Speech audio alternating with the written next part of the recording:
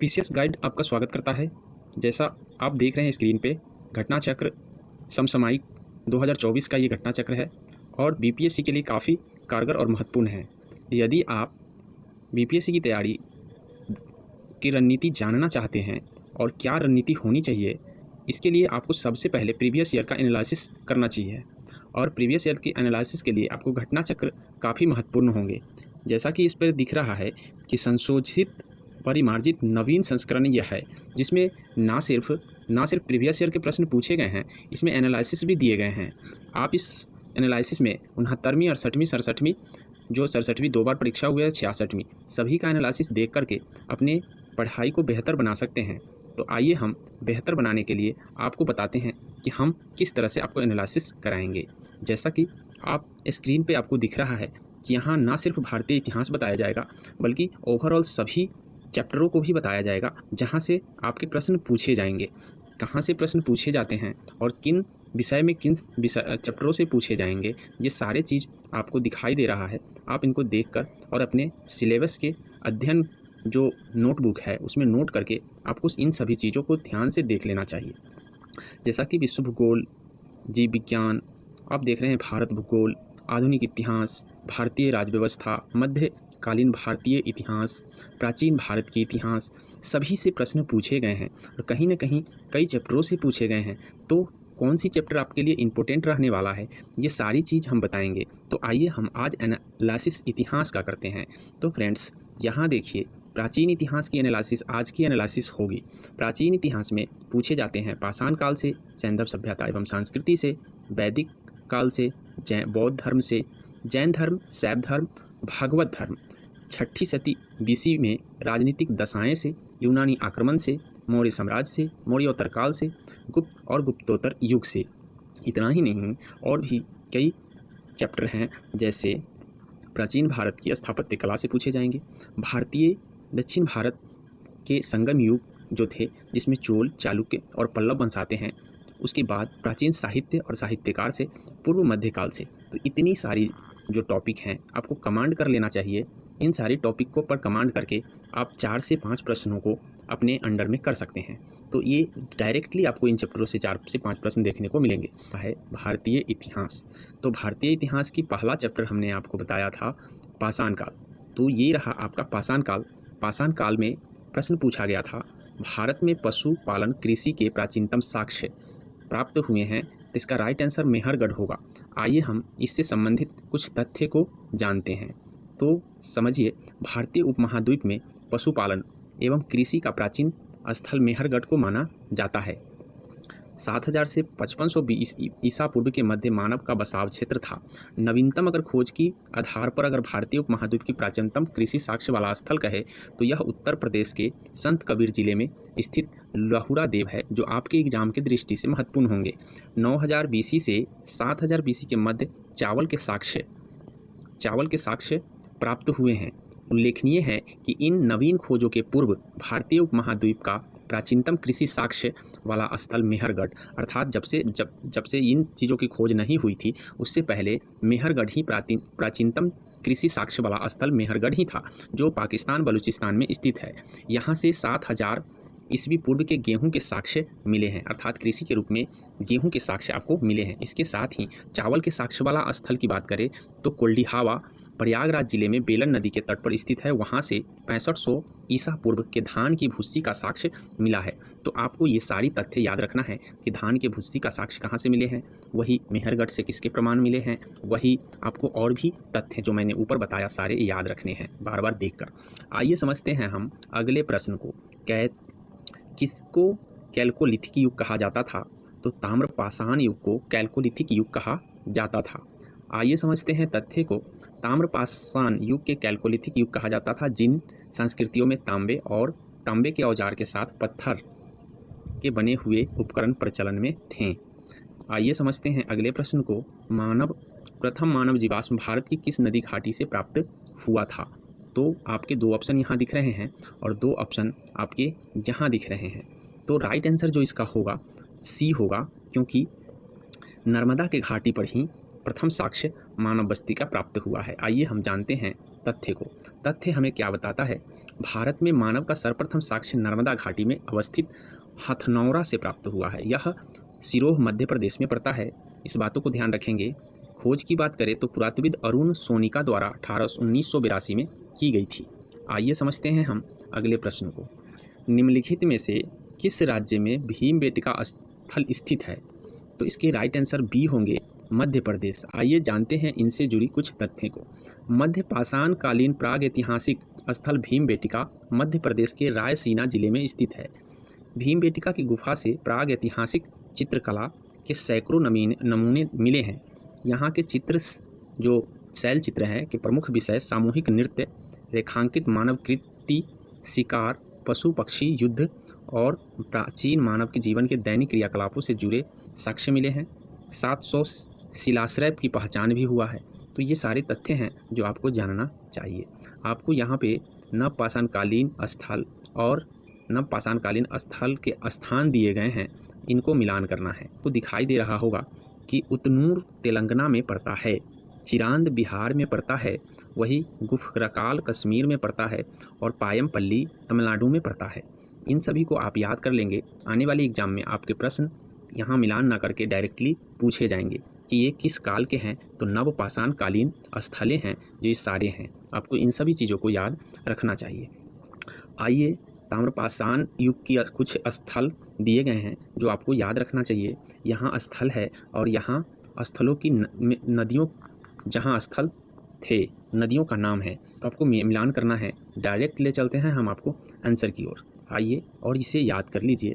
आहार स्थल बनास नदी पर है, वही कायथा स्थल काली सिंध नदी पर है, स्वाल्दा ताप्ती नदी पर है और मालवा नर्मदा नदी के स्थल हैं। तो इस तरह से नर्मदा नदी के तट पर मालवा का विकास, ताप्ती के स्वाल्दा का विकास, काली सिंधी के तट पर कायथा का विकास, वही बनास नदी पर आहार का विकास हुआ है। आपसे ये पूछा जा सकता है ताम्रपाषाण काल का कुछ स्थल के उदाहरण, तो आपको ध्यान रखना है। आइए चलते हैं हम नेक्स्ट। अब हमारा पाषाण काल से संबंधित चीज़ें खत्म हो गए हैं और इनसे प्रश्न पूछे जाने की पूरी संभावनाएं हैं जो आपको याद रखना चाहिए। सैंधव सभ्यता एवं संस्कृति से प्रश्न पूछे गए हैं। आइए समझते हैं। सिंधु सभ्यता निम्नलिखित में से किस युग में पड़ता है? तो यह आदि ऐतिहासिक काल में पड़ता है। आइए समझते हैं क्या है आदि ऐतिहासिक काल। तो इतिहास को कालखंडों के हिसाब से 3 भाग में बांटे गए हैं। पहला प्रागैतिहासिक, दूसरा आधि ऐतिहासिक और तीसरा ऐतिहासिक। तो आपको ध्यान रखना है, जहाँ लिखित साक्ष्य मिले हैं और पढ़े गए हैं वो ऐतिहासिक है। जहाँ लिखित साक्ष्य मिले हैं बट पढ़े नहीं गया है तो वो आपका आधि ऐतिहासिक काल है, जो कि सिंधु सभ्यता। और जहाँ कोई लिखित साक्ष्य नहीं है वो आपको प्रागैतिहासिक काल में आते हैं। आशा करते हैं समझ गए होंगे। जानते हैं इनसे जुड़ी कुछ तथ्य। ऐतिहासिक काल का निर्धारण पठनीय लेखन कला के ज्ञान के आधार पर, अर्थात पढ़ने के आधार पर होता है। लेखन कला के ज्ञान से पहले का कालखंड प्रागैतिहासिक था। भारतीय इतिहास में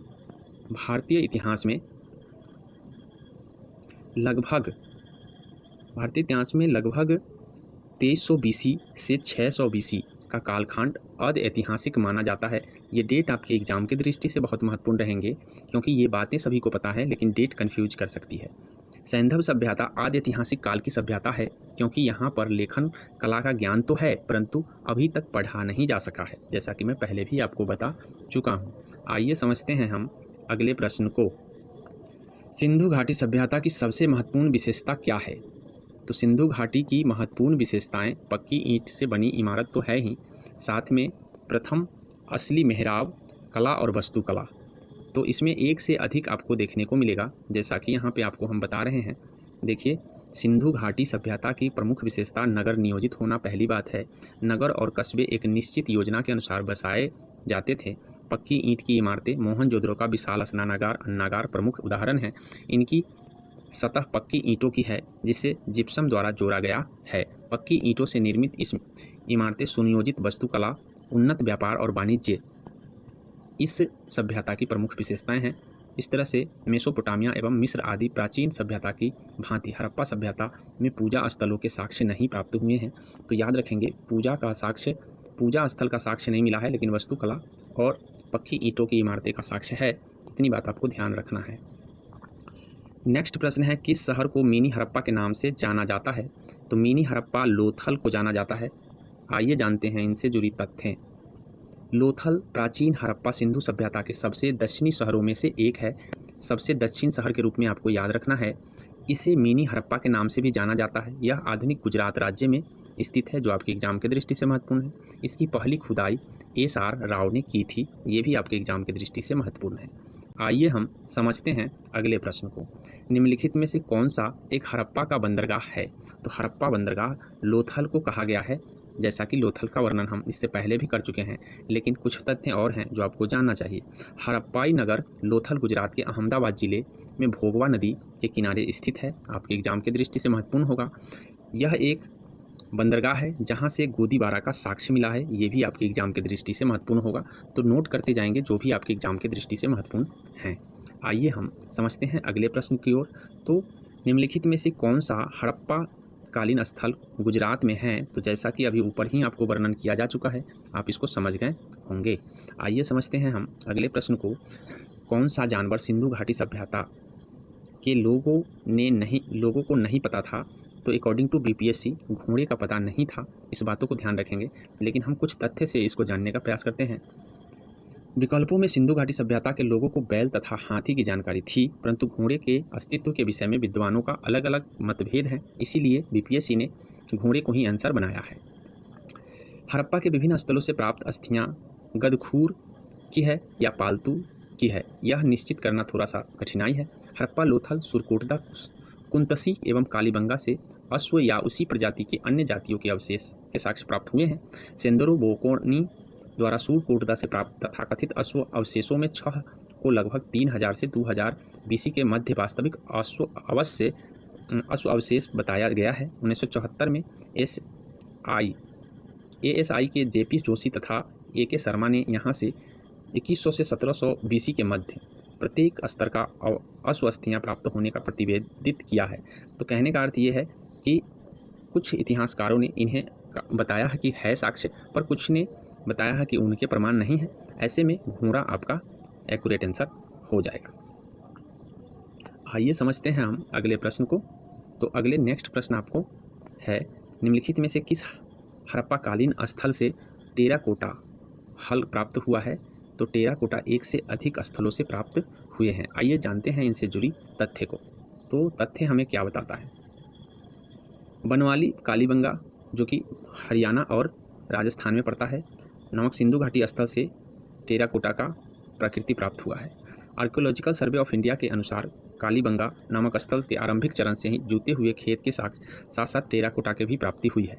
इसके अतिरिक्त हरियाणा के फतेहाबाद जिले में अवस्थित बनावाली नामक पुरातन स्थल से टेराकोटा प्राप्त हुए हैं। तो इसीलिए राइट आंसर एक से अधिक हो जाएंगे। निम्नलिखित में से किस हड़प्पन नगर में जूते हुए खेत? तो अभी बताए हैं, जूते हुए खेत का साक्ष्य कालीबंगा से प्राप्त हुआ है। कालीबंगा जो कि राजस्थान में हरियाणा में पड़ता है, हरियाणा के फतेहाबाद जिले में पड़ता है। और यह जो है खंभात की खाड़ी भोगवा नदी के किनारे के निकट स्थित लोथल के गोदीबारा के साक्ष्य भी मिले हैं। राजस्थान के हनुमानगढ़ जिले में घग्गर नदी के किनारे स्थित कालीबंगा से जूते हुए खेत के साक्ष्य मिले हैं। तो राइट आंसर हो जाएगा आपको राजस्थान के घग्गर नदी के किनारे जो है आपका वो कालीबंगा जहाँ से जूते हुए खेत के साक्ष्य मिले हैं। तो चलिए आइए जानते हैं हम अगले प्रश्न की ओर। धौलावीरा से हड़प्पा लिपि के आकार के 10 चिन्हों वाला सीलपट मिला है, इस बात को भी आप ध्यान रखेंगे। निम्नलिखित में से कौन सा हड़प्पा और मोहनजोदड़ो के उत्खनन से संबंधित नहीं थे? तो B.S. स्मिथ संबंधित नहीं थे, अन्य सभी हड़प्पा के उत्खनन से संबंधित है। दयाराम साहनी 1921 में बृहद स्तर पर उत्खनन किए। वही 26 से 27 और 33 से 34 के मध्य माधव स्वरूप वत्स हड़प्पा के उत्खनन कार्य में से संबंधित रहे। मोहनजोदड़ो की खोज सर्वप्रथम वर्ष 1922 में रखालदास बनर्जी, जो मोहनजोदड़ो की बात करें तो 1922 में रखालदास बनर्जी की तथा इसके पुरातात्विक महत्व को और ध्यान आकर्षित किया। इनके अतिरिक्त कुछ अन्य विद्वानों ने K.N. दीक्षित हो गया, अर्नेस्ट मैके हो गया, अर्नेल Stein, A.N. Ghosh, J.P. Joshi आदि ने भी इस सभ्यता की खोज में महत्वपूर्ण योगदान दिए हैं, लेकिन V.S. स्मिथ हड़प्पा सभ्यता की खोज से संबंधित नहीं रहे हैं। इंडोलॉजिस्ट एवं इतिहासकारों के रूप में प्रसिद्ध हैं B.S. स्मिथ। आइए समझते हैं अगले प्रश्न को। हड़प्पा में मिट्टी के बर्तनों पर सामान्यतः किस रंग का उपयोग हुआ है? तो सामान्यतः लाल रंग का उपयोग मिट्टी के बर्तनों पर हुआ है। आइए जानते हैं कुछ इससे जुड़ी तथ्य को। हड़प्पा निवासी मिट्टी के बर्तनों का व्यापक पैमाने पर निर्माण करते थे, जिन पर लाल रंग के साक्ष्य प्राप्त होते हैं। प्रारंभिक हड़प्पा सभ्यता में पैर से चलित चाक का प्रयोग था। परिपक्व हड़प्पा के दौर में हाथ से चलने वाले भी प्रयोग में लाए गए। डिजाइन के आधार पर इन बर्तनों को 2 श्रेणियों में बांटी गई थी। एक बिना डिजाइन वाले बर्तन, दूसरा चित्रित मृदभांड।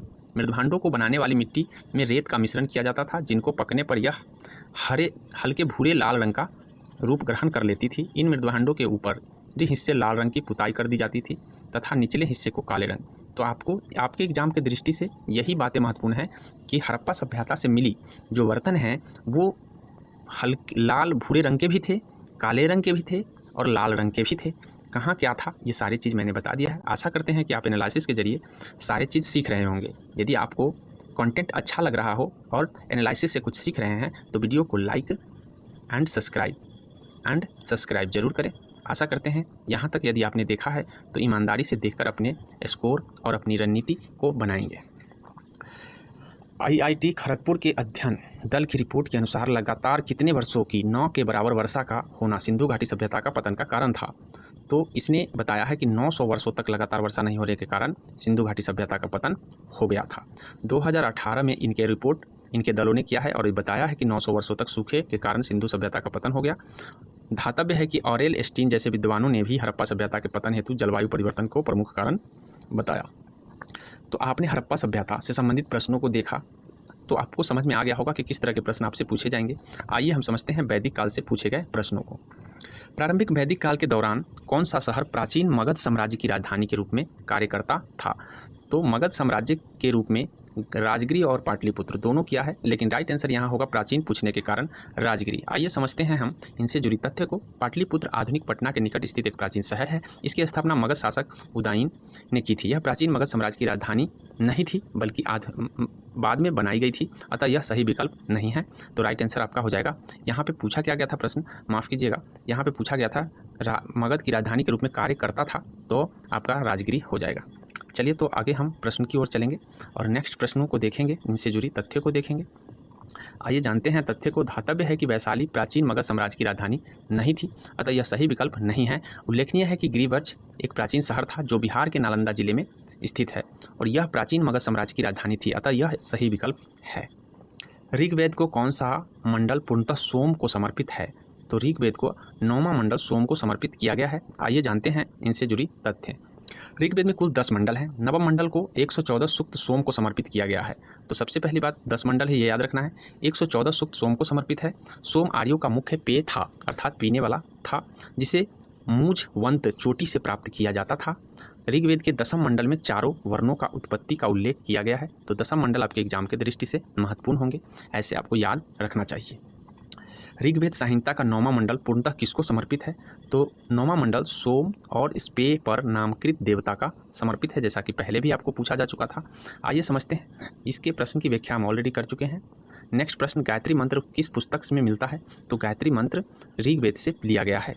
गायत्री मंत्र जो है ऋग्वेद पुस्तक में मिलता है। गायत्री मंत्र ऋग्वेद में उल्लेखित है। इसके रचनाकार विश्वामित्र है और यह मंत्र ऋग्वेद के 3रे मंडल में वर्णित है। याद रखेंगे कि कौन से मंडल में गायत्री मंत्र का वर्णन है, तो आपको ध्यान रखना है। यह सूर्य देवता को समर्पित है, जिसे हम सवित्री कहते हैं। इस बातों को ध्यान रखेंगे। किस काल में अछूतों की अवधारणा स्पष्ट रूप से उद्धरित हुई? तो राइट आंसर हो जाएगा आपका धर्मशास्त्र के समय अछूतों की अवधारणा उद्धरित हुई थी। आइए जानते हैं इनसे जुड़ी तथ्य को। तो तथ्य हमें क्या बताता है?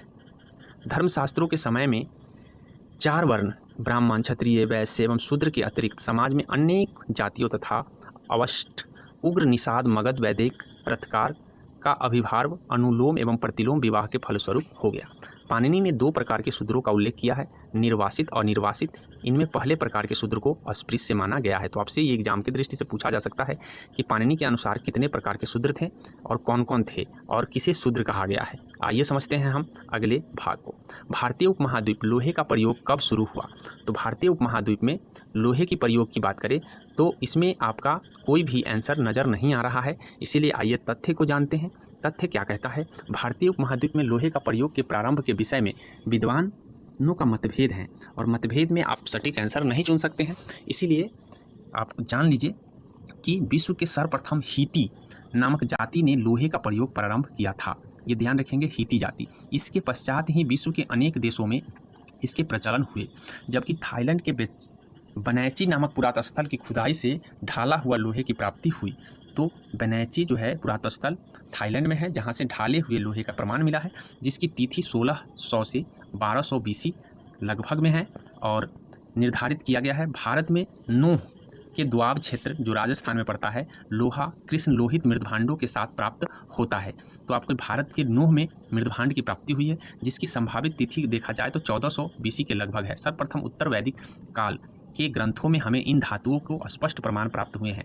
तो इस तरह से हम कह सकते हैं कि उत्तर वैदिक काल में ही धातु के प्रमाण अर्थात लोहे की जानकारी हुई होगी।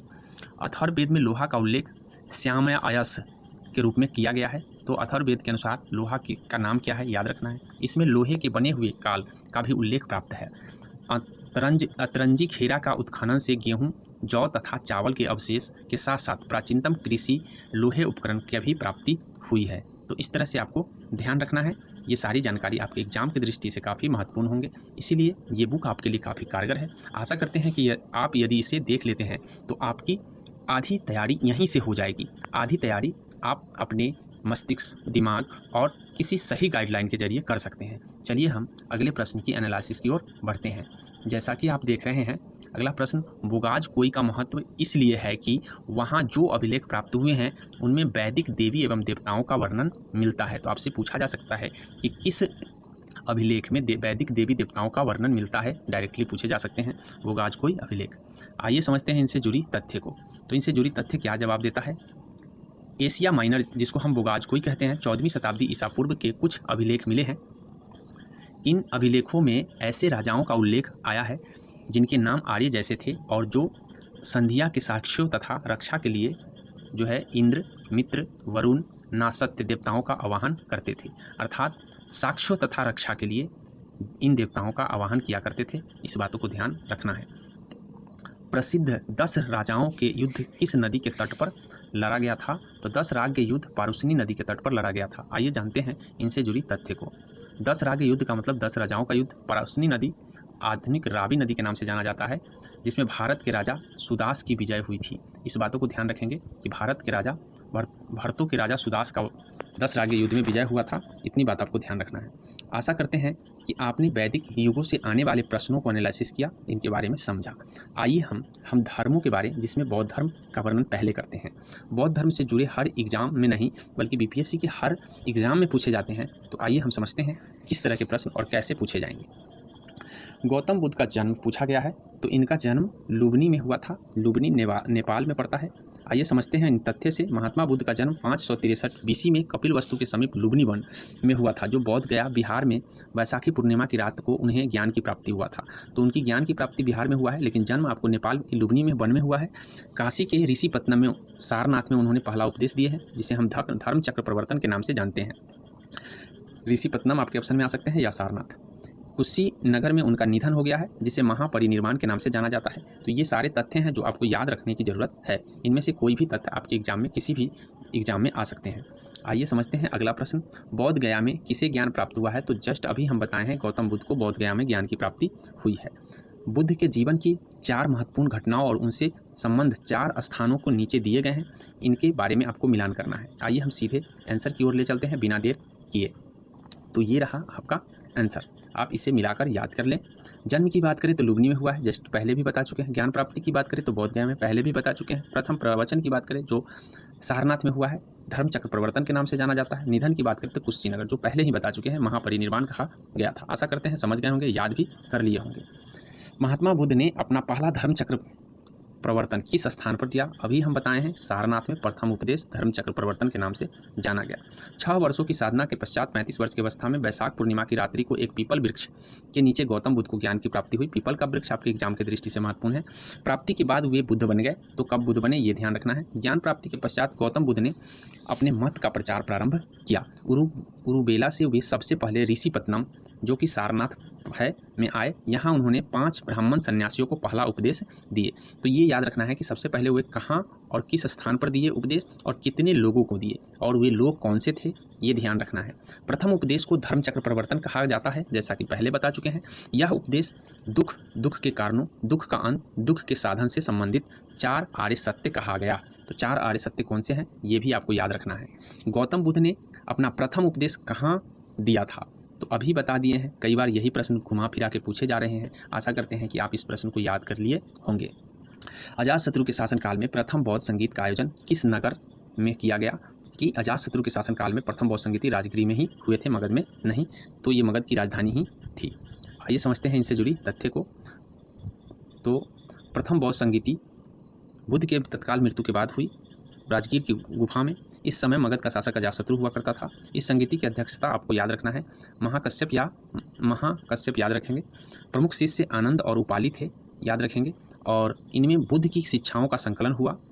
तो विनय सूत पिटक और विनय पिटक का सूत आनंद ने किया और उपाली विनय ने किया था। इस बातों को ध्यान रखेंगे। आनंद तथा उपाली क्रमशः धर्म और विनय के प्रमाण माने जा गए हैं। ये सारी बातें आपको याद रखना है।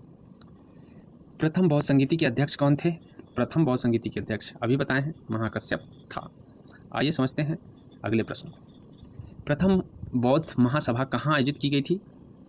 तो राइट आंसर हो जाएंगे प्रथम बौद्ध महासभा राजगृह में हुए थे। ये पूछे हुए प्रश्न है। भगवान बुद्ध के महापरिनिर्वाण के बाद पहली बौद्ध संगीति तो राजगृह में हुआ था, ये भी पूछा गया है अभी। कनिष्क के शासनकाल में बौद्ध सभा किस नगर में आयोजित की गई थी? तो कनिष्क की शासनकाल में बौद्ध सभा चतुर्थ बौद्ध सभा हुई थी और कुंडलवन कश्मीर में आयोजित की गई थी। इस बातों को ध्यान रखेंगे। बौद्ध धर्म की चौथी और अंतिम संगीति सभा कुषाण शासक के कनिष्क राजकाल में कश्मीर के कुंडलवन में हुई थी। इनकी अध्यक्षता की बात करें तो वसुमित्र ने अध्यक्षता की थी। वही उपाध्यक्ष की बात करें तो उपाध्यक्ष अश्व घोष थे। आशा करते हैं कि आप इन सभी प्रश्नों को अच्छे से पढ़ रहे होंगे और समझ रहे होंगे। आइए हम समझते हैं अगले प्रश्न को। उससे पहले कुछ तथ्य हैं, देख लीजिए। बौद्ध ग्रंथों के कठिन अंशों पर सम्यक विचार किया गया और प्रत्येक पिटक पर भाष्य लिखे गए। कनिष्क ने इन्हें ताम्रपत्रों पर खुदवाकर एक स्तूप में रखवा दिया। त्रिपिटक में लिखे गए इन्हीं भाष्य को विभाषा शास्त्र कहा गया। तो याद रखेंगे विभाषा शास्त्र क्या था, तो यही त्रिपिटक को ही विभाषा शास्त्र कहा गया है। उल्लेखनीय है कि पहली बौद्ध संगीति बुद्ध की मृत्यु के तत्काल बाद राजगृह को सप्तर्णी गुफा में हुई। सप्तर्णी गुफा राजगृह में पड़ता है। इस समय मगध का शासक अजातशत्रु था। इसकी अध्यक्षता महाकश्यप ने की थी। द्वितीय बौद्ध संगीति कालाशोक के शासनकाल में बुद्ध की मृत्यु लगभग 100 वर्षों के पश्चात वैशाली में हुई थी। इसकी अध्यक्षता की बात करें तो आचार्य सावक मीर, जिसको सर्वकामिनी के नाम से भी जाना जाता है। तो आशा करते हैं ये सारे तथ्य आपको याद हो गए होंगे। इनमें से किस शासक ने चतुर्थ बौद्ध संगीति, तो अभी बताए हैं कनिष्क के शासनकाल में चतुर्थ बौद्ध संगीति हुई थी। इनमें से किस शासक ने चतुर्थ बौद्ध संगीति कश्मीर में आयोजित की, तो अभी कनिष्क बताए हैं, आपको याद रखना है। अशोक के शासनकाल में बौद्ध सभा किस नगर में आयोजित की गई थी, तो इनके शासनकाल में तृतीय बौद्ध सभा पाटलिपुत्र में आयोजित किया गया था। आइए जानते हैं इनसे जुड़ी तथ्य को। सिहली अनुश्रुतियों दीपवंश और महावंश के अनुसार आपको ये ध्यान रखना है कि किसके अनुसार, दीपवंश और महावंश अनुसार अशोक के राज्य काल में पाटलिपुत्र में मोगलीपुत्तिस्त की अध्यक्षता में तीसरी बौद्ध संगीति का आयोजन हुआ था। ये दीपवंश और महावंश के अनुसार ऐसा बताया गया है और ये सिहली के अनुश्रुतियाँ हैं। तृतीय बौद्ध सभा किस स्थान पर बुलाई गई थी, तो अभी बताएं पाटलिपुत्र, जो कि अशोक के शासनकाल में बनाई गई थी। महात्मा बुद्ध के महापरिनिर्वाण कहाँ हुए थे, तो कुशीनगर में, जो कि इनकी निधन के समय हुआ था। इस बातों को ध्यान रखेंगे। कपिलवस्तु राजगीर वैशाली तथा कौशल राज्य गए हुए सबसे अधिक बौद्ध धर्म का प्रचार कौशल राज्य में हुआ। आपसे ये भी पूछा जा सकता है कि सबसे पहला और सबसे अधिक की बात करें तो कौशल राज्य में सबसे ज़्यादा हुए गए थे। कौशल नरेश प्रसेनजीत ने अपने परिवार के साथ बुद्ध की शिष्यता ग्रहण की थी। अपना प्रचार करते हुए मल्लों की राजधानी पावा पहुँचे। यहाँ वे चुंद नामक लुहार की आम्र वाटिका में ठहरे। ये एग्जाम की दृष्टि से आपको काफ़ी महत्वपूर्ण है कि वे किसके आम्र वाटिका में ठहरे थे। चुंद नाम का लुहार की आम्र वाटिका में वो ठहरे थे। आप इसको नोट कर लेंगे। उसने बुद्ध को सुकर मदव खाने को दिए थे। तो क्या खाने को दिए थे ये भी याद रख लीजिएगा।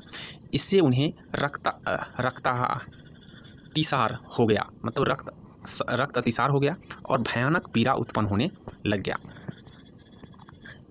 इस तरह से इस वेदना के बाद वे कुशीनारा, जो मल्ल गणराज्य की राजधानी थी, पहुँचे।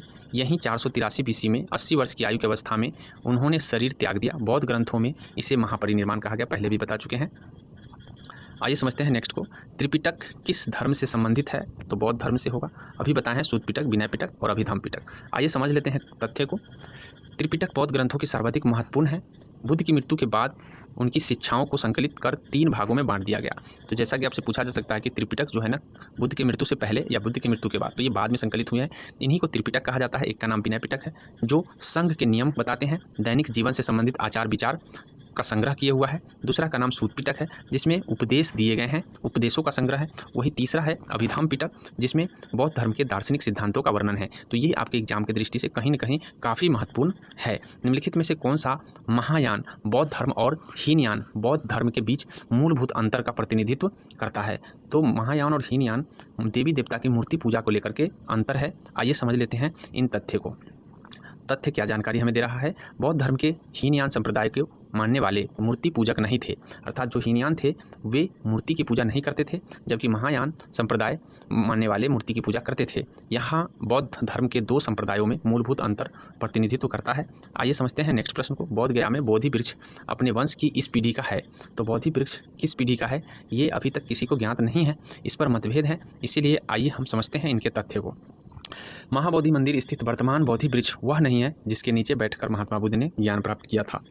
वेनसांग के अनुसार उस मूल वृक्ष को 7वीं शताब्दी में सम्राट शशांक ने नष्ट कर दिया था और इसके बाद इस स्थान पर 2 और वृक्ष रोपित हुआ और नष्ट हुए। वर्तमान वृक्ष जिसे हम देख रहे हैं वह 5वीं पीढ़ी का वृक्ष है, जिसे अलेक्जेंडर कनिंघम ने लगाया था। यह वृक्ष पूरी तरह संरक्षित है और केवल इससे गिरी हुई पत्तियों को छूने एवं उठाने का अधिकार है। एक अन्य तथ्य के अनुसार यह वृक्ष क्रमशः 2 बार सम्राट अशोक, 1 बार पुष्यमित्र शुंग और 1 बार पूर्व वर्मा तथा अंत में कनिंघम द्वारा लगवाया गया था। अतः यह 6ठी पीढ़ी का वृक्ष है।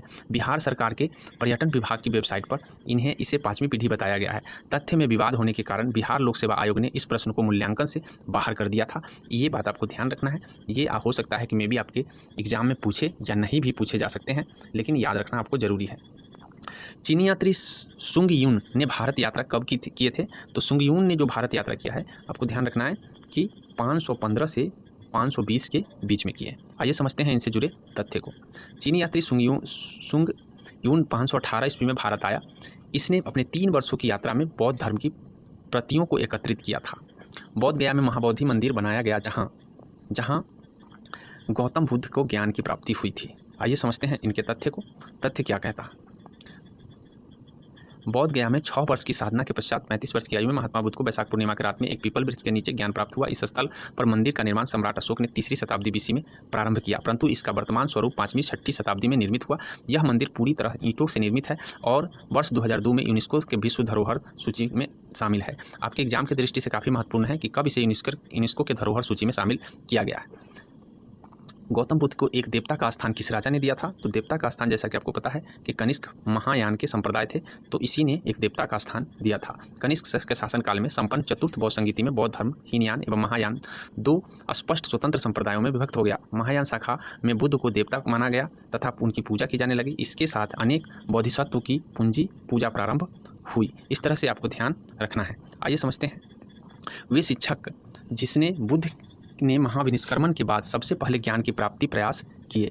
तो बुद्ध के महाविनिष्क्रमण के बाद मैंने सबसे पहले ज्ञान की प्राप्ति अलार कलाम एवं रुद्रक रामपुत्र ने किए थे। इसको याद रखेंगे। आइए जानते हैं इनसे जुड़ी तथ्य को। महाविनिष्क्रमण के बाद ज्ञान की खोज में महात्मा बुद्ध अलार कलाम के आश्रम पहुँचे तथा उनसे दीक्षा ली। अलार कलाम के आश्रम में उन्होंने तपस्या की, किंतु वे इससे संतुष्ट नहीं हुए। अलार कलाम सांख्य दर्शन के आचार्य थे तथा अपनी शक्ति के लिए विख्यात थे। अतः अलार कलाम एवं रुद्रक रामपुत्र से महात्मा बुद्ध ने पहले ज्ञान प्राप्ति का प्रयास किया था, अर्थात महात्मा बुद्ध का प्रथम गुरु के रूप में मान सकते हैं। भारतीय कला में स्तूप, चैत्य और विहार का निर्माण निम्नलिखित में से किससे संबंधित है? तो भारतीय कला में स्तूप, चैत्य और विहार का निर्माण बौद्ध धर्म से संबंधित है। बौद्ध विहार बनाए जाते थे। तो स्तूप है, चैत्य है और विहार है, ये सभी बौद्ध धर्म से संबंधित है। आइए समझते हैं तथ्य को। चैत्य का शाब्दिक अर्थ चिता संबंधी है। शव दाह के पश्चात बचे हुए अवशेषों को भूमि में गाड़कर उनके ऊपर जो समाधियां बनाई गई उन्हीं को प्रारंभ में चैत्य या स्तूप कहा गया। इन समाधियों में महापुरुषों के धातु अवशेष सुरक्षित थे, अतः चैत्य उपासना के केंद्र बन गए। कालांतर में बौद्ध ने इन्हें अपनी उपासना का केंद्र बना लिया। चैत्य गृहों के समीप ही भिक्षुओं को रहने के लिए आवास बनाए गए, जिन्हें विहार कहा गया। अर्थात जहाँ चैत्य होते थे वहाँ पर रहने के लिए, भिक्षु को रहने के लिए जो घर बनाया गया उसी का नाम विहार रखा गया। इस बात बातों को ध्यान विहार कहा गया। निम्नलिखित में से कौन सी बातें बौद्ध धर्म और जैन धर्म में समान नहीं है, ये चीज़ बोला गया है। तो आपको ये ध्यान रखना है कि बौद्ध धर्म और जैन धर्म में अहिंसा समान थे, वेदों के प्रति उदासीनता समान थी और रीति रिवाज को अस्वीकार किए थे दोनों। आत्मदमन दोनों में समान नहीं थे, दोनों में आत्मदमन करने की प्रक्रियाएँ अलग थी। आइए जानते हैं। तप को हम आत्मदमन कहते हैं और भोग की अति का परिहार एवं मध्य मार्ग का अनुकरण केवल बौद्ध धर्म में किया गया था। आपको ये याद रहना चाहिए कि तप भोग की अति परिहार मतलब परिहार कर दिया गया था, मध्यम मार्ग का अनुसरण केवल बौद्ध धर्म में ही किए गए थे, जैन धर्म में नहीं ऐसा किया गया था। तप का मतलब आत्मदमन, जबकि वेदों की प्रामाणिकता के प्रति अनास्था, कर्मकांडों की फलता निषेध, प्राणियों की हिंसा का निषेध दोनों धर्मों में किया गया था। आइए समझते हैं नालंदा विश्वविद्यालय का ज्ञान कहाँ ज्ञान का केंद्र था। तो बौद्ध धर्म का ज्ञान का केंद्र नालंदा विश्वविद्यालय था।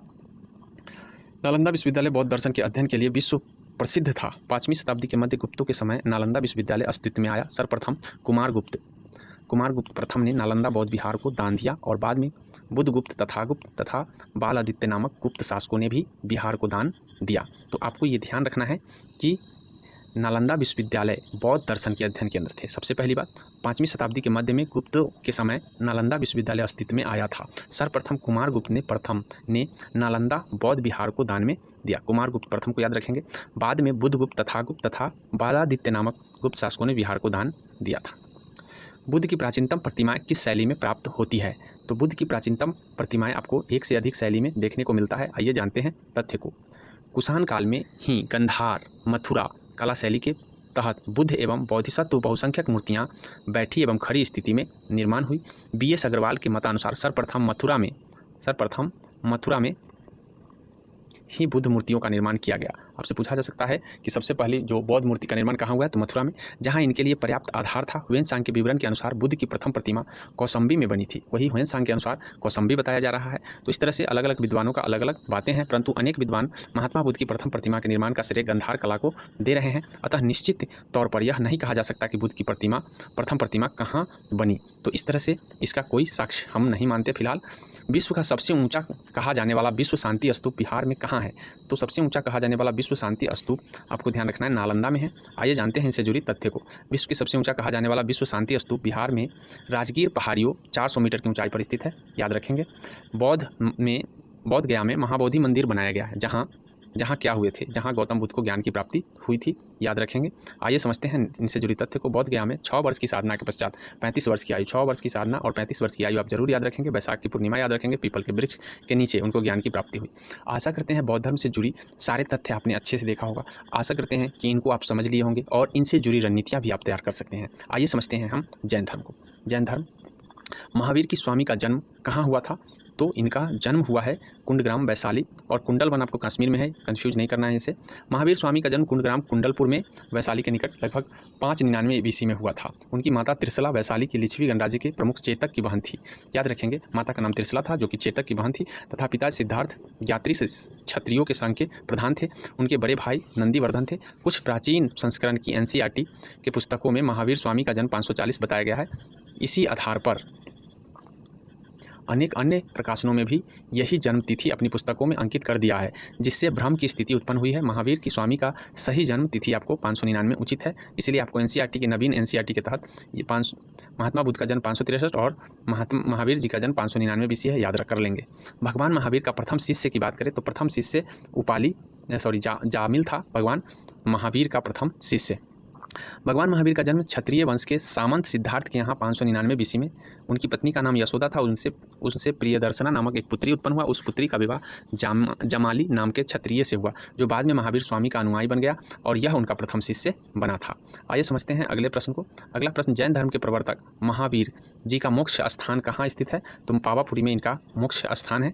आइए जानते हैं इनसे जुड़े तथ्य को। जैन धर्म के प्रवर्तक महावीर स्वामी का मोक्ष स्थान, जिनको निर्वाण कहते हैं, पावापुरी में स्थित बिहार राज्य के नालंदा जिले में स्थित है। पावापुरी जैनियों का एक प्रमुख तीर्थस्थल है। भगवान महावीर ने 527 में 72 वर्ष की आयु में, 527 आपको याद रखेंगे, जबकि अन्य बुक में कुछ अलग दिए गए हैं, इसको याद कर लेंगे। 599 और 527, 72 वर्ष की आयु में बिहार के पावापुरी में अपना शरीर त्याग दिए थे संलेखना विधि से। महावीर जैन की मृत्यु निम्नलिखित में से किस नगर में हुई? तो महावीर जैन की मृत्यु पावापुरी, जैसा कि अभी बता चुके हैं और इनकी व्याख्या हो चुकी है। बराबर की गुफाओं का उपयोग किसने आश्रय के रूप में किया? तो यहाँ पे बराबर की गुफाओं आश्रय के रूप में करने वाला आजीवक होना चाहिए। राइट आंसर इसका आजीवक होगा, ये है। आइए जानते हैं इससे जुड़े तथ्य को। मौर्य युग में गुफाओं को काटकर निवास स्थान बनाने की कला का पूर्ण विकास हुआ। अशोक तथा उसके पौत्र दशरथ के समय में बराबर तथा नागार्जुन पहाड़ियों को काटकर आजीवक संप्रदाय के अनुयायियों के लिए आश्रय गृह बनाए गए थे। ये सारे तथ्य हैं जो आपको याद रखना है। निम्नलिखित में से कौन से सबसे पूर्वकालिक जैन ग्रंथ कहलाते हैं? तो पूर्वकालिक जैन ग्रंथ 14 पूर्व जो है आपको पूर्वकालिक ग्रंथ कहलाते हैं। आइए समझते हैं इन चीज़ों को। 14 पूर्व पुन्नव प्राचीनतम जैन ग्रंथ है। अंतिम नंद राजा के समय में संभूत विजय तथा भद्रबाहु संघ के अध्यक्ष थे तथा ये सभी महावीर द्वारा प्रदत्त 14 वर्षों के विषय में जानने वाले अति अंतिम व्यक्ति थे। 12 अंग में जैन सिद्धांतों का संकलन प्रथम जैन सभा किया गया था। इस बातों को ध्यान रखेंगे। आइए समझते हैं नेक्स्ट प्रश्न को। त्रिरत्न या 3 रत्न जैसे सट ज्ञान, सच्ची आस्था और सटीक क्रिया निम्नलिखित में से किस से संबंधित है? तो ये जैन धर्म से संबंधित है, आपको याद रखना है। आइए जानते हैं इनसे जुड़े तथ्य को। जैन धर्म में मोक्ष के लिए 3 साधना आवश्यक था बताए गए हैं। सटीक ज्ञान जिसको सम्यक ज्ञान कहते हैं, सच्ची आस्था सम्यक दर्शन कहा जाता है तथा सटीक क्रिया जिसे सम्यक चरित्र कहा गया है। इन तीनों को जैन धर्म में त्रिरत्न की संज्ञा दिया गया है। बौद्ध धर्म में त्रिपिटक है और यहाँ जैन धर्म में त्रिरत्न। इस बातों को ध्यान रखेंगे। आइए समझते हैं अगले प्रश्न को। कौन सी बातें बौद्ध धर्म और जैन धर्म को समान नहीं है? तो अभी बताए हैं आत्मदमन जो है ना बौद्ध धर्म और जैन धर्म में समान नहीं है। गौतम बुद्ध ने मध्यम मार्ग का उपदेश दिया। वे निर्वाण के लिए कठोर साधना एवं काया कलेश में विश्वास नहीं करते थे। इसके विपरीत महावीर स्वामी ने कैवल्य प्राप्ति के लिए घोर तपस्या तथा शरीर की त्याग को आवश्यक बताएं। अर्थात वही एक तरफ बौद्ध ने कठोर साधना की पर भरोसा नहीं करते थे, कठोर कायाकल्प की बात नहीं करते थे, और वही जैन लोग जो है तपस्या पर ही और शरीर त्याग पर ही भरोसा करते थे। ये दोनों में अलगाव देखने को मिलता है। आजीवक संप्रदाय का संस्थापक थे, तो आजीवक संप्रदाय के संस्थापक मौखली पुत्तिस थे। आइए जानते हैं इनसे जुड़े तथ्य को। मौखली गोसाल प्रारंभ में महावीर के शिष्य थे, किंतु बाद में मतभेद के चलते इन्होंने महावीर की शिष्यता त्याग कर आजीवक नामक स्वतंत्र संप्रदाय की स्थापना की। इनका मत नियतवादी कहा जाता है। तो इस बातों को ध्यान रखेंगे कि इनको नियतवादी कहा जाता है, जिसके अनुसार संसार की प्रत्येक वस्तु भाग्य द्वारा पूर्व नियंत्रित एवं संचालित होती है। इनके कहने का मतलब है कि सारी वस्तु अपने भाग्य से ही नियति और संचालित होती है। पाटलिपुत्र में बुलाई गई प्रथम जैन संगीत का अध्यक्ष कौन बने थे? तो अध्यक्ष बने थे स्थूलभद्र की अध्यक्षता में पाटलिपुत्र में बौद्ध संगीतियाँ हुई। पाटलिपुत्र में प्रथम जैन संगीति जैन सभा कहिए आयोजन 4th शताब्दी ईसा BC में हुआ था, जिसके अध्यक्ष स्थूलभद्र। इस सभा में जैन धर्म के 12 अंगों का संकलन किया गया था। तो आपसे पूछा जा सकता है कि जैन धर्म के 12 अंगों का संकलन किस सभा में हुई थी? तो प्रथम जैन सभा में हुई थी। और कहाँ पे हुए थे? तो पाटलिपुत्र। आइए समझते हैं नेक्स्ट। निम्नलिखित में से राजाओं में से किसका जैन धर्म के प्रति भारी झुकाव था? तो जैन धर्म के प्रति खारवेल का भारी झुकाव था। आइए जानते हैं इनसे जुड़े तथ्य को। कलिंग का चेदी वंशीय शासक खारवेल प्राचीन भारतीय इतिहास के महानतम सम्राटों में से एक था। उड़ीसा प्रांत के भुवनेश्वर से 3 मील की दूरी स्थित उदयगिरी पहाड़ी, मतलब उड़ीसा से 3 मील दूर उदयगिरी पहाड़ी है, कि हाथी गुम्फा से उसका एक बिना तिथि का अभिलेख प्राप्त हुआ है। यह अभिलेख खारवेल का इतिहासकार जानने का एकमात्र स्रोत है और इसके जैन धर्म के अधिक झुकाव तथा हाथी गुम्फा अभिलेख की प्राकृत भाषा में है। तो आपसे ये पूछा जा सकता है कि हाथी गुम्फा का अभिलेख कौन सी भाषा में है? प्राकृत भाषा में है। और किसका वर्णन है? खारवेल का वर्णन है। इस बातों को ध्यान रखेंगे। किस धर्म से संबंधित है? जैन धर्म से। वह स्थान जहाँ महावीर ने पूर्ण आध्यात्मिक ज्ञान प्राप्त की या कैवल्य प्राप्त किए, तो वे स्थान का नाम है जंभिका ग्राम। जंभिका ग्राम आपको ध्यान रखना है। महावीर स्वामी को 12 वर्षों की कठोर तपस्या, अर्थात वही 6 वर्ष की साधना से महात्मा बुद्ध ज्ञान की प्राप्ति किए, तो 12 वर्ष की कठोर तपस्या से महावीर जी ज्ञान की प्राप्ति किए। जंभिका ग्राम के समीप रिजु पालिका नदी, इस बातों को ध्यान रखेंगे। एक साल वृक्ष के नीचे उनका ज्ञान, बुद्ध का ज्ञान पीपल वृक्ष के नीचे, तो वही इनका ज्ञान साल वृक्ष के नीचे कैवल्य प्राप्त हुआ, अर्थात ज्ञान प्राप्त हुआ। फलता हुए केवलीन कहलाएं, अर्थात ज्ञान प्राप्ति के बाद जैन महावीर को केवलीन कहा गया, तो वही महात्मा बुद्ध को, सिद्धार्थ को महात्मा बुद्ध कहा गया। आइए समझते हैं हम नेक्स्ट प्रश्नों को। भगवत संप्रदाय के विकास में किसकी देन अधिकतम थी? तो भगवत संप्रदाय के विकास में सबसे ज़्यादा, आइए समझते हैं। सबसे पहले तो अब जैन धर्म से आपका हो गया है, अब शैव तथा भागवत धर्म से संबंधित हैं, तो हम शैव और भागवत धर्म को समझेंगे। भागवत संप्रदाय के विकास में किसका देन अत्यधिक है? तो भागवत संप्रदाय के संबंध में आपको ध्यान रखना है, गुप्त शासकों का देन सबसे ज़्यादा है। आइए समझते हैं इनके तथ्य को। भागवत अथवा वैष्णव धर्म का चरमोत्कर्ष गुप्त राजाओं के शासनकाल में हुआ। गुप्त नरेश वैष्णव मतानुयायी थे, मतलब वैष्णव के मत मानते थे तथा उन्होंने इसे अपना राजधर्म बनाया था। अधिकांश शासक परम भागवत की उपाधि धारण करते हुए विष्णु का वाहन गरुड़ गुप्तों का राज चिन्ह था, मतलब विष्णु के वाहन गरुड़ को अपना राज्य चिन्ह गुप्त शासकों ने बनाया था। नाथपंथी सिद्धांतों और योगियों ने भक्ति धर्म को किस क्षेत्र में लोकप्रिय बनाया? तो तो कौन से क्षेत्र में लोकप्रिय बनाया? तो ये उत्तर भारत में नाथपंथियों ने लोकप्रिय बनाया था, जो कि आपका 69वां बीपीएससी में पूछा गया था पिछले ही बार। नाथपंथियों, सिद्धों और योगियों ने भक्ति धर्म को उत्तर भारत के क्षेत्र में लोकप्रिय बनाया था। इन्होंने साधारण तर्क वितर्क का सहारा लेकर रूढ़िवादी धर्म के कर्मकांडों तथा अन्य बनावटी पहलुओं और तत्कालीन समाज व्यवस्था की आलोचना की। इन्होंने संसार की परित्याग करने का समर्थन किया। इनके विचार से निराकार परम सत्य का चिंतन, मनन और उसके साथ एक हो जाने की अनुभूति ही मोक्ष का मार्ग है। इनके लिए उन्होंने योगासन, प्राणायाम, चिंतन, मनन जैसी क्रियाओं को माध्यम से मन एवं शरीर को कठोर प्रशिक्षण देने की आवश्यकता पर बल दिया है। तो आप भागवत धर्म और शैव धर्म से जुड़ी प्रश्नों को जान लिए हैं। अब हम जानेंगे छठी जो सती ईसा पूर्व राजनीतिक दशाएं क्या रही हैं, उनसे जुड़ी प्रश्न किस तरह के पूछे गए हैं, इनको जानेंगे। पाटलिपुत्र के संस्थापक पूछा है तो उदायन हो जाएगा। हालांकि यहाँ पे कुछ मतभेद होने के कारण इसके आंसर नहीं एनालिसिस किए गए हैं। पाटलिपुत्र की स्थापना अजातशत्रु ने गंगा और सोन नदी के संगम पर पाटलिपुत्र में एक किला बनाकर की थी। उदायन ने मगध साम्राज्य की राजधानी राजगिरी से पाटलिपुत्र स्थानांतरित की थी। बिहार लोक सेवा आयोग ने इसका उत्तर ए को माना, जो कि त्रुटिपूर्ण है, अर्थात बिहार लोकसभा ने उदायन को ही माना है। तो आपको इसको याद करके चलना है, क्योंकि अगले बार भी अगर पूछा जाएगा तो इसका आंसर ए ही माना जाएगा। पाटलिपुत्र को किस शासक ने सर्वप्रथम अपनी राजधानी बनाया? तो यहाँ पर भी आपको यहाँ पे देखिए चंद्रगुप्त मौर्य, अशोक महान, कनिष्क, चंद्रगुप्त, विक्रमादित्य। तो यहाँ पे देख लीजिए पाटलिपुत्र को राजधानी बनाने वाला उपयुक्त व्याख्या आपको बता दिया गया है कि इसको अलग अलग मतों में है, तो इसलिए त्रुटिपूर्ण ही माना गया है। किस शासक ने अपनी राजधानी पाटलिपुत्र में स्थानांतरित की थी? तो स्थानांतरित करने वाला उदयन, इसका आंसर राइट आंसर सही हो जाएगा, उदयन होगा। उपयुक्त व्याख्या देख सकते हैं आप। निम्नलिखित में से किस राजा ने पाटलिपुत्र बसाया था? तो उदयन हो जाएगा, डी हो जाएगा इसका आंसर। पाटलिपुत्र बसाने का काम तो आपको अजातशत्रु ने किया था, लेकिन इसको राजधानी बनाने का कार्य उदयन ने किया था, इसका राइट आंसर। यहाँ पे ऊपर दिए गए प्रश्नों को एक बार देखिए कि किस शासक ने अपनी राजधानी पाटलिपुत्र को स्थानांतरित किया था? तो ये उदयन हो जाएगा। लेकिन किसने बसाया था? तो अजातशत्रु हो जाएगा। ऊपर के आप व्याख्या देख सकते हैं। आइए समझते हैं अगले को। किस शासक द्वारा सर्वप्रथम पाटलिपुत्र को राजधानी के रूप में बनाया गया? तो यहाँ पे उदयन सही हो जाएगा, और व्याख्या आप ऊपर के देख सकते हैं। प्राचीन काल में गंगा के दक्षिण क्षेत्र को क्या कहा जाता था? तो प्राचीन काल में गंगा के दक्षिण क्षेत्र को आपको ध्यान रखना है कि दक्षिणी क्षेत्र को कहा जाता था, उपयुक्त में से कोई नहीं, अंतर, तक्षशिला, चोला। ये समझते हैं हम इनसे जुड़े तथ्य को। इनसे जुड़े तथ्य क्या कहता है? प्राचीन काल में गंगा के दक्षिण क्षेत्र मगध के नाम से जाना जाता था। तक्षशिला सिंधु और झेलम नदी के बीच स्थित था। चोल गोदावरी नदी के दक्षिण में स्थित था। अनंतर प्राचीन भारत में वैदिक कालीन एक साम्राज्य था। तो आपको ध्यान रखना है कि जो अनर्थ वो प्राचीन भारत की वैदिक कालीन साम्राज्य था। वही तक्षशिला सिंधु और झेलम नदी के बीच स्थित चोल गोदावरी नदी के दक्षिण में स्थित था। और प्राचीन काल में गंगा के दक्षिण में क्षेत्र में मगध नाम से जाना जाता था, इसीलिए यहाँ पे आंसर कोई नहीं होगा। आइए समझते हैं हम अगले प्रश्न को। प्रथम मगध साम्राज्य का उत्कर्ष किस शताब्दी में हुआ था? तो ये ईसा पूर्व 6वीं शताब्दी में मगध साम्राज्य का 6वीं शताब्दी का प्रथम मगध साम्राज्य का उत्कर्ष हुआ था। आइए जानते हैं इनसे जुड़े तथ्य को। प्रथम मगध साम्राज्य की वास्तविक संस्थापक राजा बिंबिसार को माना जाता है, जो कि 544 से 492 बीसी में रहा, इसीलिए ईसा पूर्व 6वीं शताब्दी कहा जाता है। वह हर्यक वंश के संस्थापक था। मगध का उत्कर्ष ईसा पूर्व 6वीं शताब्दी में ही हुआ था। यहाँ पे देखिए मिलान करना है, जिसमें राजधानियाँ और महाजनपद दिए गए हैं। तो डायरेक्ट हम आपको आंसर की ओर ही ले चलते हैं। यहाँ पे देखिए मल की जो राजधानी थी वो कुशीनारा था। अंग की राजधानी चंपा, गंधार की राजधानी तक्षशिला और वत्स की राजधानी कौसंबी। इनको आप याद कर लेंगे, क्योंकि ये बीपीएससी का सबसे फेवरेट प्रश्न है, बार बार पूछे जाते हैं। सभी राज्य मगध और राजधानियाँ याद होना चाहिए।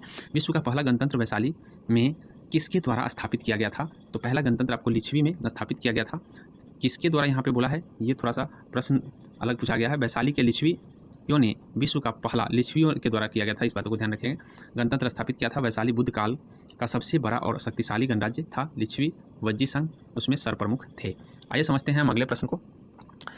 अगला प्रश्न है कि ईसा पूर्व 6वीं सदी में विश्व की सर्वप्रथम गणतांत्रिक व्यवस्था लिच्छवी में था।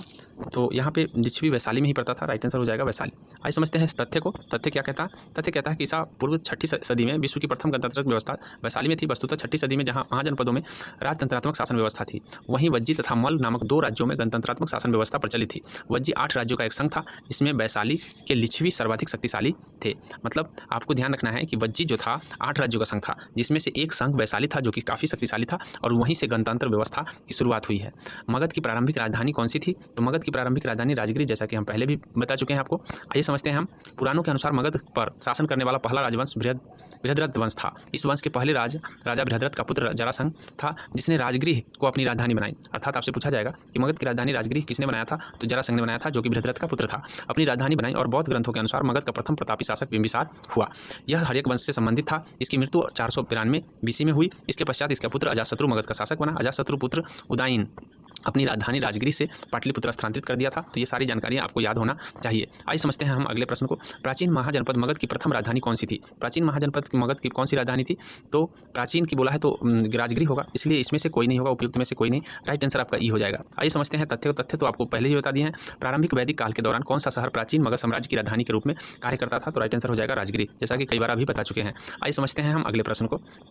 प्रारंभिक वैदिक काल के दौरान राजगिरी वर्तमान प्राचीन मगध साम्राज्य की राजधानी के रूप में कार्य करता था। मगध का पहला शासक राजवंश बृहद्रथ वंश था, जिसका संस्थापक बृहद्रथ था। बृहद्रथ का उल्लेख ऋग्वेद में प्राप्त होता है। महाभारत में यहाँ के शासक के रूप में जरासंध का उल्लेख प्राप्त होता है। 6ठी शताब्दी ईस्वी में हर्यक वंशी शासक बिंबिसार के नेतृत्व में मगध साम्राज्य का पुनरुत्थान हुआ था। इस बातों को ध्यान रखेंगे। महावंश के अनुसार बिंबिसार की आयु में सिंहासन पर बैठा, मतलब किस आयु में सिंहासन पर बैठा था? तो वो 15 वर्ष की आयु में राजगद्दी संभाला था। आइए समझते हैं।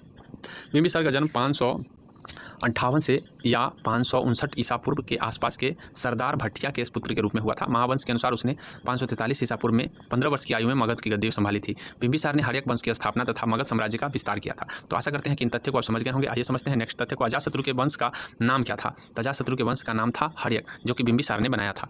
मगध का शासक अजातशत्रु अपने पिता एवं हर्यक वंश के संस्थापक बिंबिसार की हत्या कर राजगद्दी पर बैठा। इसकी हत्या भी इसके पुत्र उदयन कौसंबी के वत्स राजा उदयन ने कर दिया। इस बातों को ध्यान रखेंगे। अजातशत्रु के वंश का नाम अभी बता दिए हैं। 16 महाजनपदों की सूची उपलब्ध है किसमें? तो 16 महाजनपदों की सूची अंगुत्तर निकाय में मिलता है, आपको ध्यान रखना है। आइए समझते हैं हम इनसे जुड़ी तथ्य को। तथ्य क्या कहता है? बौद्ध ग्रंथ अंगुत्तर निकाय में 16 महाजनपदों का उपलब्ध है, जिसमें अंग है, मगध है, काशी है, कौशल है, वज्जी है, मल है, चेदी है, वत्स है, कुरु है, पंचाल है, मत्स्य है, सूरसेन है, अस्मक है, अवंती है, गंधार है। इन सभी का नाम आपको याद रखना। ये सारे महाजनपद है। इन सभी महाजनपदों में एकमात्र महाजनपद अस्मक दक्षिण भारत में स्थित है। अस्मक के बारे में आपसे पूछा जा सकता है कि दक्षिण भारत में स्थित मगध की राजधानी महाजनपद कौन सी है? तो अस्मक, जो कि दक्षिण भारत में है।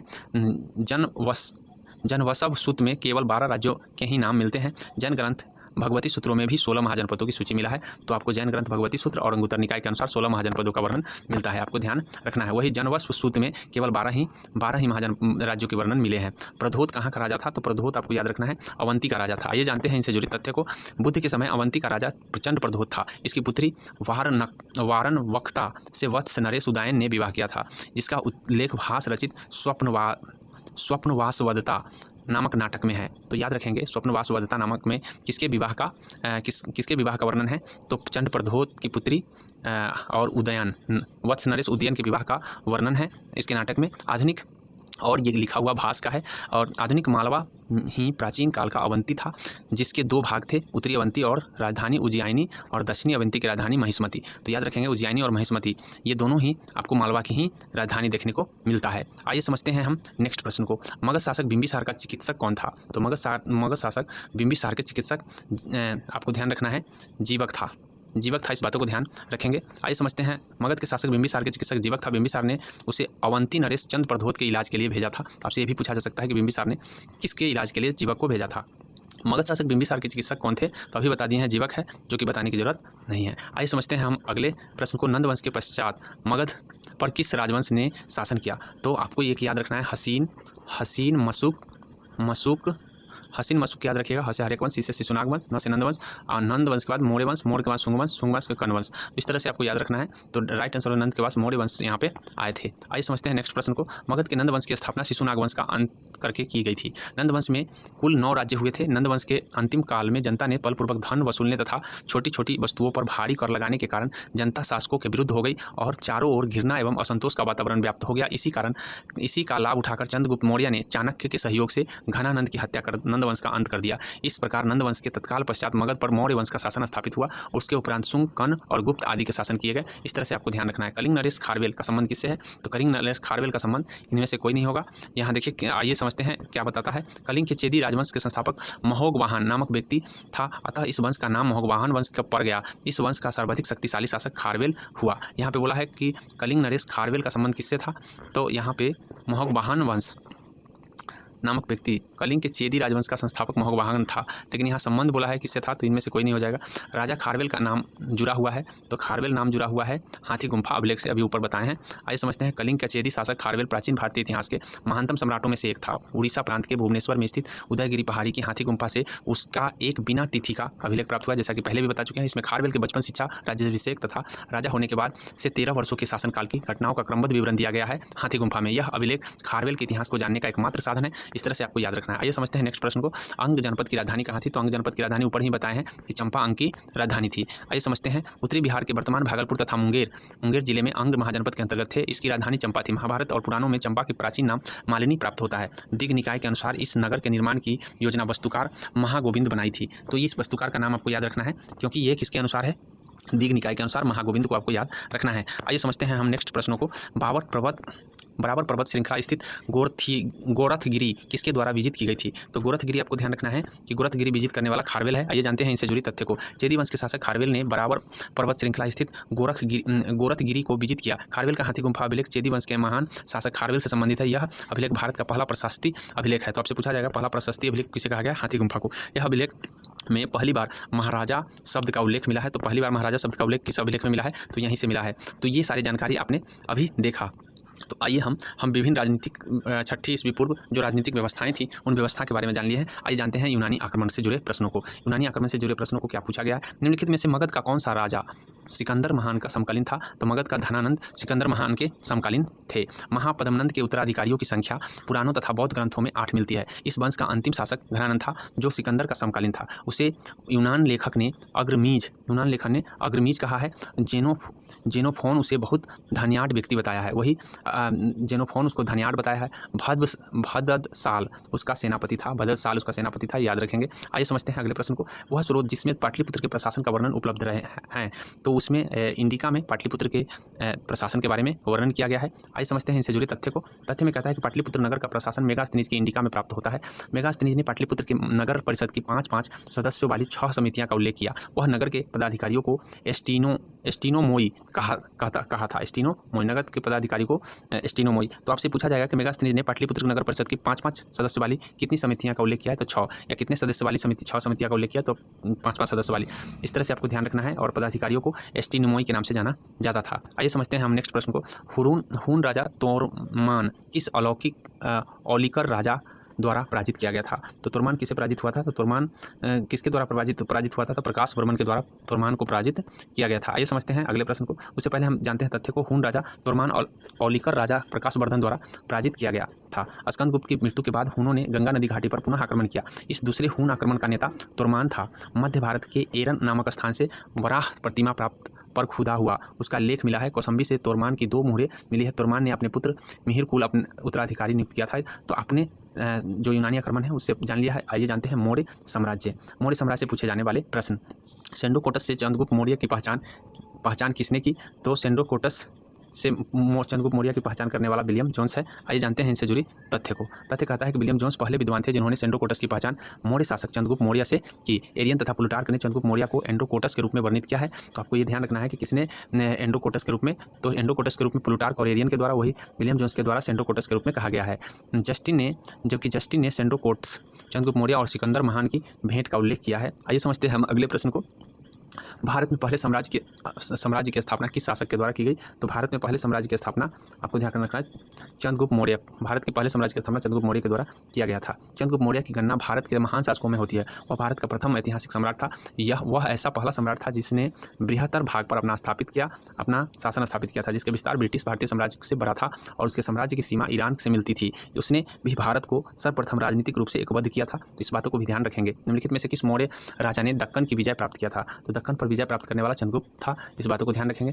मौर्य साम्राज्य के संस्थापक चंद्रगुप्त मौर्य ने दक्षिण भारत की विजय प्राप्त की थी। इस संदर्भ में अशोक के अभिलेख, जैन एवं तमिल साक्ष्यों से जानकारी प्राप्त होती है। दक्षिण भाग के अनेक स्थलों में अशोक के अभिलेख प्राप्त हुए हैं, किंतु अशोक ने एकमात्र कलिंग विजय की थी। अतः ऐसी स्थिति में दक्षिण में विजय का श्रेय हमें चंद्रगुप्त मौर्य को ही देना पड़ेगा, क्योंकि बिंदुसार की विजय अत्यंत संदिग्ध है और एवं इतिहास में उसे एक विजेता के रूप में स्मरण नहीं किया जाता। जैन तमिल साक्ष्य में भी चंद्रगुप्त मौर्य की दक्षिण विजय की पुष्टि करते हैं। तो इस बातों को ध्यान रखेंगे। आइए समझते हैं जिसके ग्रंथ में चंद्रगुप्त मौर्य का विशिष्ट रूप से वर्णित है, तो चंद्रगुप्त मौर्य का विशिष्ट रूप से वर्णन विशाख दत्त के ग्रंथ में है। आइए समझते हैं तथ्य को। विशाख दत्त कृत मुद्रा राक्षस चंद्रगुप्त मौर्य के विषय में विस्तृत सूचना प्राप्त होती है। इस ग्रंथ में चंद्रगुप्त मौर्य को नंद राज का पुत्र माना गया है। मुद्रा राक्षस में चंद्रगुप्त मौर्य को वृषल तथा कुलहीन भी कहा गया है। 18वीं शताब्दी में धुंडी राज ने मुद्रा राक्षस पर टीका लिखी, तो याद रखेंगे कि मुद्रा राक्षस पर टीका लिखने वाला धुंडी राज है। मुद्रा राक्षस के अतिरिक्त विशाख दत्त के नाम से 2 अन्य रचनाओं का भी उल्लेख मिला है, देवी चंद्रगुप्तम और अभिसारिका वांचितक और देवी चंद्रगुप्तम। इस बातों को ध्यान रखेंगे। आगे है कौटिल्य की पुस्तक अर्थशास्त्र किस विषय पर आधारित है, तो कौटिल्य की पुस्तक अर्थशास्त्र पर, अर्थशास्त्र जो है आपको ध्यान रखना है कि यह जो है राजनीति पर आधारित है, तो राइट आंसर इसमें से कोई नहीं हो जाएगा। आइए जानते हैं कौटिल्य द्वारा मौर्य काल के रचित अर्थशास्त्र शासन के सिद्धांतों और अभ्यास की पुस्तक है। इनमें राज्य के लिए मंडल सिद्धांत जो विदेशी नीति की व्याख्या करता है, इसके अलावा इसमें सप्तांग सिद्धांत, स्वामी आमत्य, जनपद, दुर्ग, कोष, दंड, मित्र की व्याख्या मिलती है। अर्थशास्त्र की तत्कालीन प्रशासन एवं कृषि, शिल्प एवं व्यापार व्यवस्था की विस्तृत जानकारी मिलती है। कौटिल्य के अर्थशास्त्र के में किस पहलू पर प्रकाश डाला गया है, तो राजनीतिक पहलू पर प्रकाश डाला गया है, राइट आंसर हो जाएगा। कौटिल्य के अर्थशास्त्र द्वारा चंद्रगुप्त मौर्य के शासनकाल में हुई बहुत सी बातों को ज्ञान प्राप्त होता है। यह वस्तु ऐतिहासिक ग्रंथ नहीं है, अपितु राजनीतिक शास्त्र का एक अद्वितीय ग्रंथ है। इसमें मुख्यतः राजनीतिक नीतियों पर प्रकाश डाला गया है। आइए समझते हैं हम अगले प्रश्न को। मेगास्थनीज दूत था, तो मेगास्थनीज जो दूत था वो आपका ये ध्यान रखना है कि सेल्यूकस का दूत मेगास्थनी था। मेगास्थनी सेल्यूकस निकोटर का द्वारा चंद्रगुप्त मौर्य की राज्य में सभा में भेजा गया यूनानी राजदूत था। इसके पूर्व वह अराकोसिया के क्षत्रप के दरबार में सेल्यूकस का राजदूत रह चुका था। मेगास्थनीज ने भारतीय समाज के कितने वर्गों में विभाजित किया था, तो भारतीय समाज को उसने 6-7 वर्गों में विभाजित किया था। ये जानते हैं इससे जुड़े तथ्य। मेगास्थनीज अपनी पुस्तक इंडिका भारतीय समाज को 7 श्रेणियों में विभाजित किया। पहला श्रेणी है दार्शनिक, दूसरा कृषक है, तीसरा पशुपालक, शिल्पकार है, योद्धा है, निरीक्षक है, मंत्री है, उपदेशक। मेगास्थनीज भारतीय समाज में दास प्रथा के प्रचलित होने का उल्लेख नहीं करता है। मौर्य काल में कोई भी व्यक्ति न तो अपनी जाति के बाहर विवाह कर सकता था और न ही उनसे भिन्न पेशा अपना सकता था। तो इस तरह से आपको ध्यान रखना है कि मौर्य काल में क्या नियम व्यवस्थाएं थी। अभिलेख जिससे यह प्रमाणित होता है कि चंद्रगुप्त मौर्य का प्रभाव पश्चिम भारत पर स्थित था, तो वह अभिलेख है रुद्रदामन का जूनागढ़ अभिलेख। इससे पता चलता है चंद्रगुप्त मौर्य का प्रचलन। रुद्रदामन के जूनागढ़ अभिलेख से यह पता होता है कि चंद्रगुप्त मौर्य के सौराष्ट्र स्थित प्रांतीय शासक पुष्यगुप्त ने वहाँ सुदर्शन झील बनवाई थी। तो याद रखेंगे कि सुदर्शन झील बनवाने वाला पुष्यगुप्त था और बाद में अशोक के यूनानी गवर्नर तुसाप्स ने इस जलाशय के साथ बहुत सी नहरें बनवाई। इस प्रांत को अनार तथा सुराष्ट्र कहा गया। इस पश्चिम भारत पर चंद्रगुप्त मौर्य के आधिपत्य का प्रमाण मिला है। किस अभिलेख में कलिंग विजय का वर्णन है, तो कलिंग विजय का वर्णन आपको याद रखना है, इनमें से कोई नहीं होगा। आइए समझते हैं हम तथ्य को कि तथ्य क्या कहता है।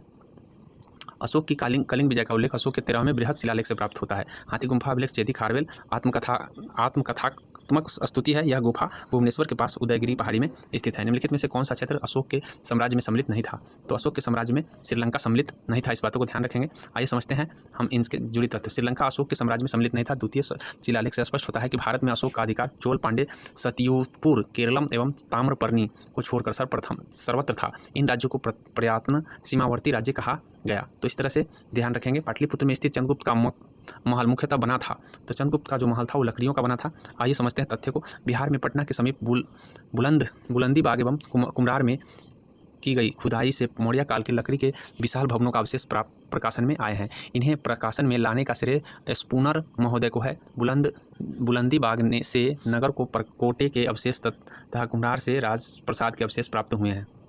केवल वह स्तंभ जिसमें अशोक ने स्वयं को मगध का सम्राट बताया, तो सब लोग का नाम है भाब्रू स्तंभ अभिलेख। आइए समझते हैं नेक्स्ट। भाब्रू स्तंभ लेख में अशोक ने स्वयं को मगध का सम्राट बताया है। प्रियदर्शी लाजा मगध संघ अभिदेन हेतु आप इस तरह से आपको ध्यान रखना है। धर्मावलंबी की बात किया है। अशोक के धर्म का मूल संदेश क्या है, अशोक के धर्म का मूल संदेश इनमें से कोई नहीं होगा। आइए समझते हैं नेक्स्ट को। अशोक के धर्म एक नैतिक संहिता थी। अशोक अपने दूसरे और 7वें शिलालेख के माध्यम से संदेश देता है। सीन वे बहुकायने दया दाने इस तरह की बातें कहा गया है, ध्यान रखेंगे। अपने शिलालेख में अशोक समानता किस नाम से जाना जाते हैं, अपने शिलालेख में अशोक जो है ना समानता प्रियदर्शी के नाम से जाने जाते हैं। अशोक के अभिलेख में सर्वत्र उसे देव नाम प्रिय, देवानंग प्रियदर्शी, देवता का प्रिय जिसे होता है, देव नाम प्रिय का मतलब देवता का प्रिय, तथा राजा के आदि की उपाधि से संबंधित किया गया है। पुराणों में उसे अशोक वर्धन कहा गया है। अशोक में शिलालेखों में प्रयुक्त भाषा, तो प्रयुक्त भाषा प्राकृत थी। इस बातों को ध्यान रखेंगे। शिलालेख में अशोक का इतिहास में मुख्यतः उसके अभिलेखों से ही ज्ञात होता है। उसके अभिलेखों का विभाजन 3 वर्गों में विभाजित किया जा सकता है। शिलालेख, स्तंभलेख, गुहालेख।